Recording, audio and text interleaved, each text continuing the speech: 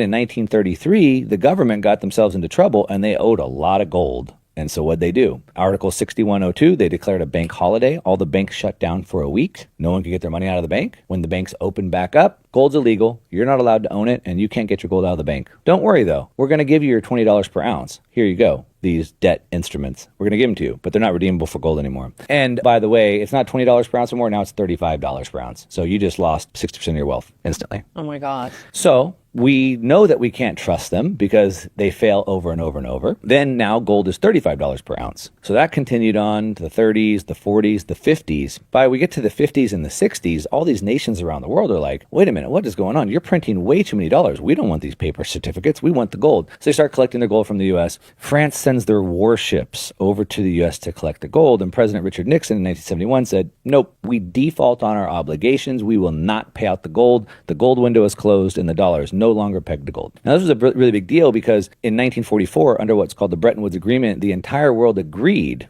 collectively that the dollar would be pegged to gold and all the currencies would be pegged to the dollar. But the U.S. lied the whole time. They printed too many dollars. And when that severed, not did just the dollar get disconnected from gold, all currencies did. So we're 52 years or now 53 years into this fiat money experiment that the world has never seen before. All right, Shalom. I want to give all the praise, honor, and glory to Yahweh Bahasham, Yahweh Shai, Bahasham Rakakwadash. Double honors to the apostles and elders of Great Millstone who taught me this truth. Shalom to the hopeful elect. They're getting ready to crash this thing, man. Hey, if I cut off oil, and these countries no longer have access to US dollars, they're forced to spend whatever resources they have on protecting themselves, okay? And then guess what happens? The stock market collapses. The stock market collapses. The stock market is the real growth engine of the US economy. The entire US economy collapses with it. Here's how the Iran war is going to crash the U.S. stock market and our economy. Because, well, I'm going to let this Professor Huang, is that how you say his name, Zhang? Here, he's got it worked out for us. Because all of our stock market is heavily dependent on investment from the Gulf states, the Gulf countries. And he's saying they're not going to be investing anymore. Well, here, watch. Again, the key is the GCC. Now, the GCC are all the Gulf oil-producing countries, right? So Saudi Arabia, Bahrain, the United Arab Emirates, Oman, all those places, they're considered the GCC. Okay. That's the sound of an American oil company. So let this pass. All right. So the game plan is this. You have to destroy the GCC. Why? Because the GCC is the linchpin of the American empire. So what the GCC does is this. It sells oil, and then for US dollars. Where does it put US dollars? It puts US dollars into the American stock market. All right, so this is investments of the UAE, okay, Saudi Arabia, and Kuwait into the US financial markets. As you can see, from 2012 up to today, it's been exploding. All right, because the US financial markets is one of the safest places where you can put your money. The intention is this. The intention is, hey, if I cut off oil, and these countries no longer have access to US dollars, they're forced to spend whatever resources they have on protecting themselves, okay? And then guess what happens? The stock market collapses. The stock market collapses. The stock market is the real growth engine of the US economy. The entire US economy collapses with it. All right? There are about maybe 7 companies in America that accounts for about a quarter of stock market growth, okay? These seven companies, of course, are all AI companies. NVIDIA. Microsoft, Google. Microsoft, Google, Apple, okay? These are the companies, and then these companies are heavily invested in by the GCC nations. So if these nations are no longer able to invest in the stock market, these companies will collapse in value. Yeah, and like we've been warning you, all right? The mark of the beast is on the way, man. Isaiah 30:12, this is in the NLT. It says, this is the reply of the Holy One of Israel. Because you despise what I tell you, and trust instead in oppression and lies. Calamity will come upon you suddenly, like a bulging wall that bursts and falls. In an instant, it will collapse and come crashing down. All right? We're waiting on it. Zephaniah 1:10, It says, "And it shall come to pass in that day, saith the Lord, Yahweh Hashem Yahushai, that there should be a noise of a cry from the fish gate, and a howling from the second, and great crashing from the hills." All right. This economy is about to crash, man. Okay. All the writing is on the wall. "How ye inhabitants of Maktesh, for all the merchant people are cut down, all they that bear silver are cut off." All right. And I want to just go back into the chat GPT here. Okay. And what I did is I took from the description down here and compared it to Zephaniah 1 and 10 as we just read, right? And this is what we got. So it says, "Your point touches a real geopolitical economic chain reaction that analysts worry about." All right, that's what? Ecclesiastes 12. "The keepers of the house shall tremble." Okay, these people who watch over the economy, all right, these analysts or whatnot, they see that the crash is coming, man. Okay, and they've been warning about it. These CEOs of these banks, okay, they all been talking about the great crash, the big one. Okay, it says your point touches a real geopolitical economic chain reaction that analysts worry about: energy shocks, capital flight, market instability. When you place that next to book of Zephaniah 1 and 10 and 11, the parallels become striking. See? It says, number one, the modern economic system you're describing. Since the 1970s, the U.S. built a system often called the petrodollar arrangement. Basic structure: number one, Gulf oil states, Saudi Arabia, UAE, Kuwait, and Qatar sell oil in U.S. dollars. They accumulate massive dollar reserves. Number three, the petrodollars are recycled into U.S. Treasury bonds, American stocks, real estate, sovereign wealth fund investments. In return, the U.S. provides military protection. The U.S. Navy protects Gulf shipping lanes. American bases defend Gulf monarchies. This created a symbiotic relationship between U.S. financial markets, Gulf oil wealth. Number two, why Iran is a threat to that system. Iran sits next to the Strait of Hormuz, the world's most critical oil checkpoint, as I did the lesson the other day on this, all right? Around 20% of global oil trade passes through it. Roughly 20 million barrels of oil per day flow through the corridor. If Iran blocks it, immediate effects: oil exports from Saudi Arabia, UAE, Kuwait, Iraq disrupted. Global oil supply shock. Energy prices spike. Inflation surges. Markets panic. All right. So as we see now, all over the states, gas prices are rising. All right. It says recent reports already show oil prices surging above $100 amid disruption fears. Number three, how this could trigger a U.S. market crash. The mechanism would unfold in 4 steps. Step one, oil shock. Closing Hormuz removes a huge share of global oil supply. Result: oil prices explode, transportation costs rise, inflation surges worldwide.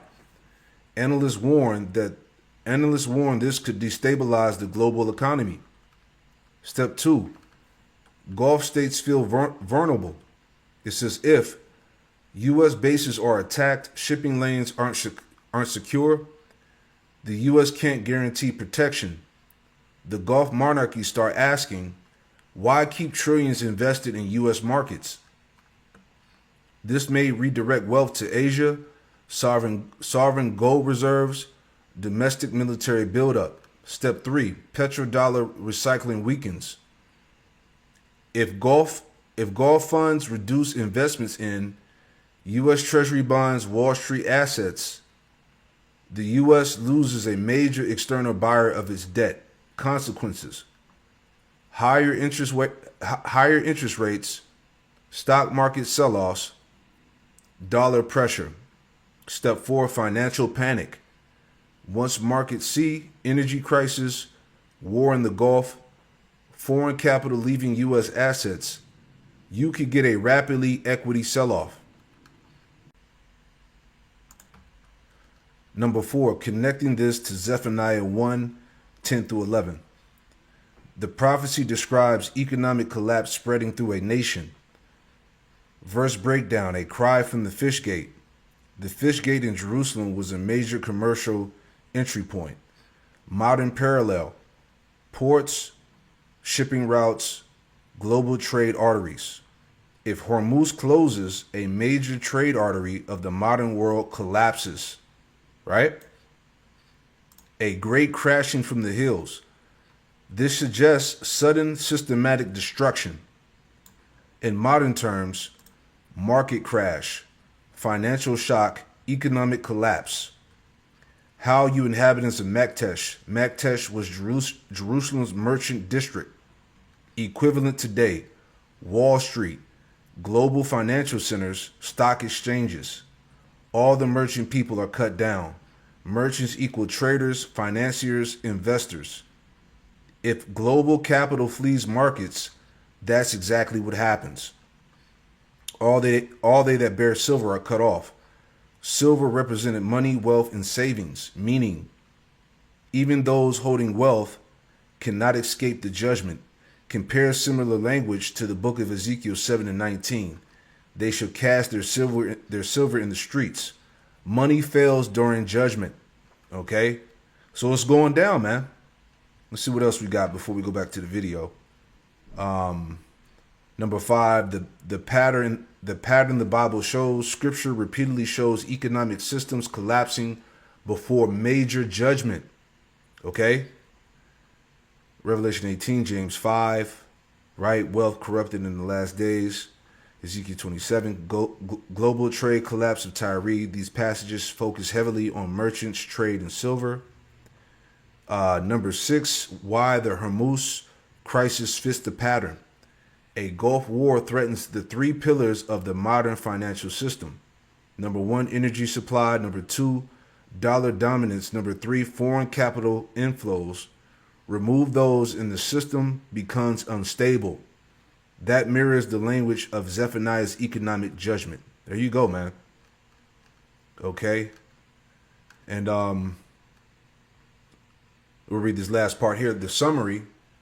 A war with Iran could theoretically trigger a market crash by blocking the Strait of Hormuz, energy shock, destabilizing Gulf monarchies, weakening the petrodollar system, causing Gulf sovereign funds to withdraw of U.S. investments.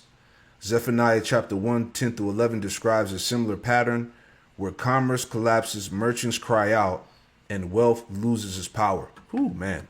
And we're watching it, man. We're watching this happen. You see that? So let's go back to the video here. Okay? And with that, that would lead to economic depression in America. Okay, does that make sense? All right, so that is the situation for today. Whoa. So that's the situation. So we're doing that. That's happening. Iran has hit all the military bases that the United States has in all those GCC countries, destroyed most of them, flattened them. And they put all their defenses around Israel. We've talked about that in other videos and other shows, that the Saudi Arabia and the GCC states or countries feel abandoned by the United States, and it's obvious that the United States is only protecting Israel and not protecting them. They thought they would be protected by the United States in case of an attack. They are not being protected. The United States can't protect them, turns out. And Iran can just bomb the hell out of our military bases, which they've done, and flatten them. They're wiping us out. We're not going to have a presence anymore in the Gulf. No kidding after this. And so what he's saying is that those Gulf states now feel abandoned. They now being attacked. The United States is not stepping up. They cannot, Iran has closed the Strait of Hormuz, so they can't export oil anymore. And so they're not going to, so their ideas of, they thought they were in a symbiotic relationship with the United States. We sell oil in US dollars. and then you protect us militarily. Well, that has just been proven that is not the case. The United States is not protecting them militarily. No way. And so they can't sell their oil right now. And so what is the point of them keeping investing in the United States? So they'll stop. That's what he's saying. And is it true? Well, here it is. Warning, end of the empire. Saudi Arabia, the United Arab Emirates, Kuwait, and Qatar are discussing withdrawing from contracts in the United States and canceling future investment commitments in the United States. Trump has ended American dominance in the region. It's over. We'll be right back with more of this story after a brief message from our sponsor. I tried every. Yeah, it's over, man. All right. Bear with me. Let's jump up a little bit.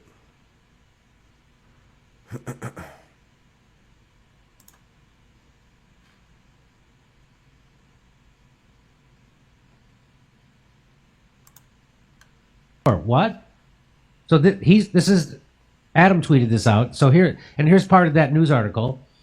I'll read it to you. It says the official said 3 of the 4 big Gulf economies, Saudi Arabia, United Arab Emirates, Kuwait, and Qatar, had jointly discussed the strains being put on their budget and economies, but they declined to name the states. A number of Gulf countries have begun an internal review to determine whether force majeure clauses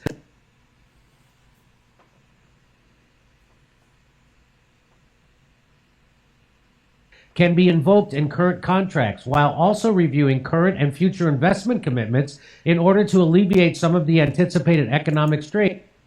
Hold on one second. Let me let this catch up a little bit. All right.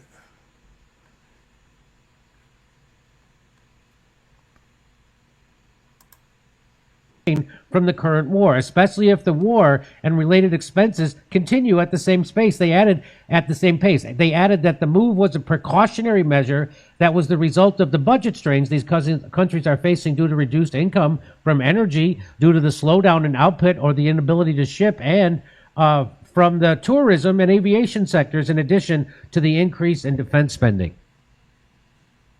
So they don't have the money to keep putting in the United States stock market anyway. That's what this is saying. And this is all created because Donald Trump decided to attack Iran, and then Iran took out all the military bases and all those countries. An advisor to Gulf government said the prospect of an investment review by the wealthy states had caught the White House attention. They manage some of the world's largest and most active sovereign wealth funds, and Saudi Arabia, the UAE, and Qatar's last year pledged to invest hundreds of billions of dollars in the United States after President Trump visited the region. They are also big backers of sporting events around the world, and all have been invested heavily domestically to develop their nations and diversify their economies. Any move that affects investments in the U.S. or other Western states may raise the pressure on Trump to seek a diplomatic strategy to bring the war to an end. The oil-rich Gulf states have been dragged into the conflict that the U.S. and Israel launched against Iran, with Tehran unleashing a ferocious response against Washington's regional allies. The war has caused shipping traffic to slow to halt through the Strait of Hormuz, the crucial waterway through which a fifth of the world's oil and gas passes, with at least 10 tankers being stuck in the Gulf. So this is how very likely, or let's say likely, again, I'm not an economist. I'm not a stock market guy. I'm showing you that Professor Duang, who is an expert at this, and I'm showing you what the newspapers are saying. Exactly. Hey, I'm not a financial guru myself, but hey, we see the writing on the wall, like I said, man. All right. Proverbs 23 and verse 5. All right. Man, this is an NLT. Proverbs 23 and 5. In the blink of an eye, wealth disappears, for it will sprout wings and fly away like an eagle. All right. The bag is about to disappear, man. All right. We've been telling you for years that the paper dollar was over, man. All right. Remember, the devil is pressed for time. They got to implement the M0TB, the mark of the beast, man. All right. So any given day now. Okay. And I'm showing you what the Gulf states are saying. So it seems like what that professor was saying and what the Gulf states are saying match up. And it looks like look for a big downturn in the stock market because they're going to stop putting their money in it. And that's been propping up our stock market. So it's likely, big possibility our stock market could crash and our economy could crash faster than you think. There you go. What more can we say? Right? Let's play this. All right, I saw this up here. This is from the Young Turks. Let's see what they got to say on that. All right, yeah, that's pretty much the majority of that video. All right, let's check this out real quick. You haven't listened? Let that pass. All right, yeah, oil prices surge as Iran war stokes deeper global economy. Right? All the news is out here, man. Money we borrow to pay for the war just adds to our debt problem because now we have more debt that we can't repay. But it's also possible that the dollar blows up here, that the world does not want to finance this war. The world was already moving away from the dollar before the war started. They were de-dollarizing. Economist Peter Schiff warns that the war on Iran could actually further weaken the US dollar and even. Hold on one second. All right. Let that catch up too. All right. Let's see if we can do this. I was already at 720. All right. Let's see. And even drag the United States even deeper into debt, something I've been raising concern about on this show. And in fact, his concerns are warranted, to say the least. So let's get into it. So two important disclaimers that I want to get out of the way right off the bat, because this is so important. Peter Schiff does have a conflict of interest here. You should know about it. So for instance, he's a big advocate of investing in gold. In fact, he does have a financial interest in getting listeners to invest accordingly. So keep that in mind. Number two, the dollar has actually rallied since we started this war on Iran. According to CNBC, the dollar is still seen as a safe haven asset. So even though the dollar had been weakened in recent months, especially in the last several months.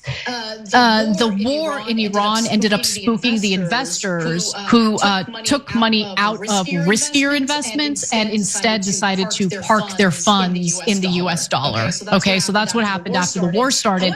However, the dollar's rally has slowed down a little bit today. Now, with that out of the way, the war in Iran could open up a whole new can of worms when it comes to inflation. And we should be very worried about that. First, let's go to Schiff's argument, and then I'll fill in the blanks. Yeah. Price hikes. Okay. Panic. Okay. Things getting even more expensive. Right? I quoted, let me just read it. All right. Everybody spooked. Investors, financial managers. All right. People who handle, Wall Street, stock market. All right. They see it, man. Okay. This is Ecclesiastes 12:3. In the day when the keepers of the house shall tremble. All right. That's them. All right. The financial gurus, the economists, investors. Right. They know that this thing is going to crash. And the strong men shall bow themselves. The grinders cease because they are few. And those that look out of the windows be darkened. And the doors should be shut in the streets when the sound of grinding is low. All right. People are already out of work. They're in debt. Okay. They can't find jobs. All right. You got a lot of these, businesses that are being closed down. A lot of these franchises have went bankrupt. Okay. It's over, man. And he shall rise up at the voice of the bird, and the daughters of music shall be brought low. the economy, will it be able to sustain such a war with the increase in energy prices? Will it won't impact the US as much as it will impact Europe and Asia? Well, as long as we can keep going into debt and, we can sustain it, as long as we can keep borrowing money. But the problem is, if the Fed has to print all the money and we have a lot of inflation, can we sustain that? Foreign central banks are moving away from the dollar. Now, it's possible that this war slows down the exodus from the dollar, but it's also possible it speeds it up. And if it speeds it up, then we're even less able to continue the war. If it slows it down, that buys us some time. But it's going to mean higher oil prices. That's a certainty. How much higher, it's hard to say. They could end up being a lot higher. And obviously that's problematic. Listen, it's called Connect Team, and it's insane. Let this pass. We'll play a little bit more. We'll wrap it up. That sure is problematic, Peter. Definitely problematic. And I have no doubt that what we pay at the pump, we've already seen it increase since the war began. And I don't think it's going to get better anytime soon. And remember, when it comes to energy, when it comes to oil, when it comes to gas, we're not just talking about what you pay at the pump. We're also talking about the cost of transporting goods and services. And so that is going to lead to inflation. So speaking of high oil prices, on Monday, an oil refinery in Saudi Arabia was damaged by 2 Iranian drones. Not good. Those drones were intercepted, but shrapnel from the drones caused a fire in the refinery. So that forced the refinery to pause operations. Yeah, so you can watch the rest of that. All right, the point is made, man. The chip is on the way. All right. Hey, let me get this. All right, the vision, right? No longer tarries. This is Habakkuk chapter 2. Okay. All right, Habakkuk 2:2. And the Lord, Yahweh Shem Shai, answered me and said, write the vision and make it plain upon tables, that he may run that readeth it. Verse 3, for the vision is yet for an appointed time, but at the end it shall speak and not lie.